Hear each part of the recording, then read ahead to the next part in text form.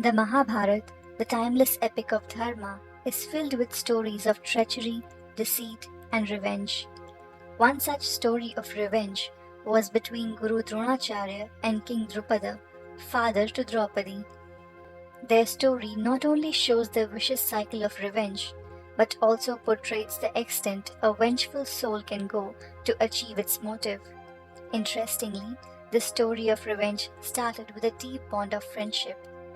Drona's father, Bharadwaj, was a sage, whereas Drupada's father, Prishata, was the king of Panchala.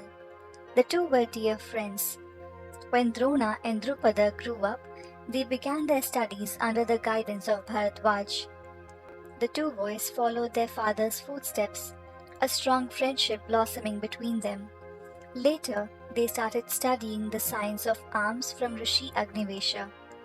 Over the years, they helped each other with their studies and daily routines. Their friendship grew stronger. So deep was their bond that Drupada promised Drona that once he becomes the king, his palace will be Drona's home and the two will be together forever.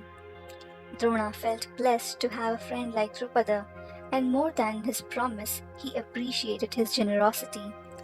After their studies, they both parted ways and moved on to have their own families. Drona got married and had a son whom he named Ashwatthama. Ashwatthama is the character from Mahabharata who is known to have the deadliest curse in mankind.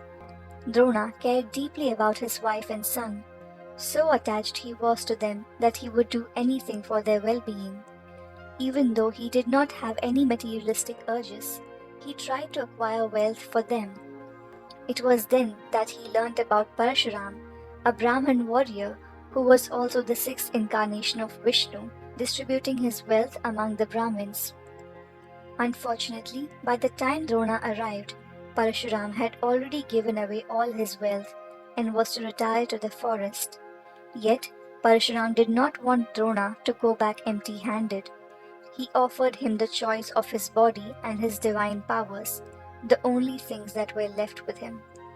Drona opted for the weapons along with the mantras to use them. He was extremely happy and felt blessed to receive it from the great Parashuram himself. Unfortunately, this did not help his financial condition. Around the same time, Drupada had ascended the throne and was now the king of Panchala. On recalling the bond that Drupada and he had shared, Drona approached him for help with great confidence in his friend's generosity. He assumed that Drupada would welcome his family and be willing to share his newfound wealth. When Drona reached the kingdom of Panchala, things had completely changed. It seemed power and pride had gone to Drupada's head, who feigned ignorance at their childhood friendship. How can there ever be a friendship between a king and a wandering beggar? Leave at once, said Drupada. Hearing these harsh words, Drona was heartbroken. He vowed revenge on Drupada and left the palace in anger. Drona's vow had made him determined to earn fame and fortune and use his skills to prove his worth to the world. He cultivated a tremendous longing to acquire wealth and prove himself to Drupada.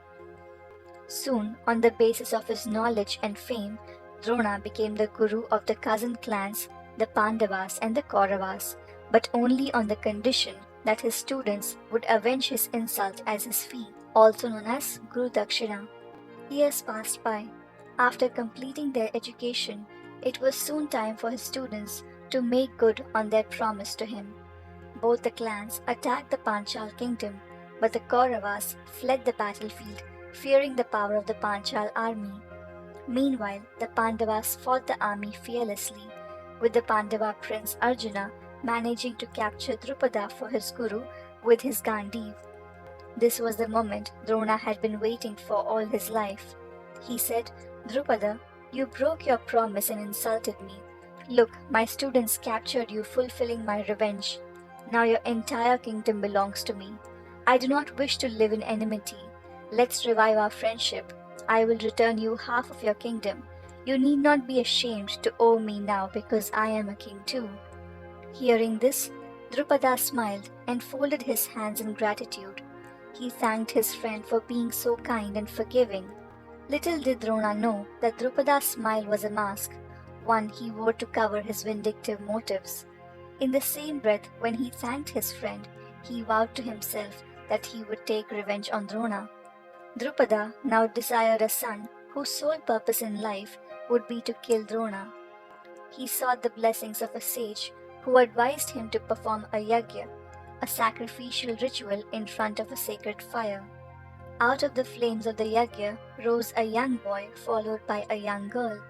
The Brahmins named them Drishtadyumna and Draupadi, also often known as Drupada and Panchali respectively. In the Great War of Mahabharata, which was fought for 18 days, Drona fought for the Kauravas, and Drupada and Drishtadyumna fought for the Pandavas. On the 14th day, Drona killed Drupada. Grief-stricken by his father's death, Drishtadyumna pledged to kill Drona at the earliest, eventually slaying the mighty Guru while he was meditating, something that was technically against the established rules of the war at the time. Krishna, knowing that Drona could never be defeated in the battlefield, brings up a plan to somehow break his will. He suggested to Yudhishthira and the other Pandavas that if Drona was convinced that his son Ashwathama was killed during the battle, he would then surrender and retire in grief. Accordingly, he asked Bhima to kill an elephant named Ashwathama. Yudhishthira then declared to Drona that Ashwathama was dead, then muttering softly that it was an elephant. Thinking that it was his son who died, Drona was struck by grief and broke down on the battlefield. A broken and unarmed Drona was eventually beheaded by Drishtadyumna. Unfortunately for Drishtadyumna, Drona's son Ashwathama felt the same way about his father's death, tracking down Drishtadyumna on the 18th night of the Great War and slaying him, showing no mercy. Thus ended the blood feud between Drona and Drupada, a bloody cycle of violence because of one man's arrogance and another man's pride.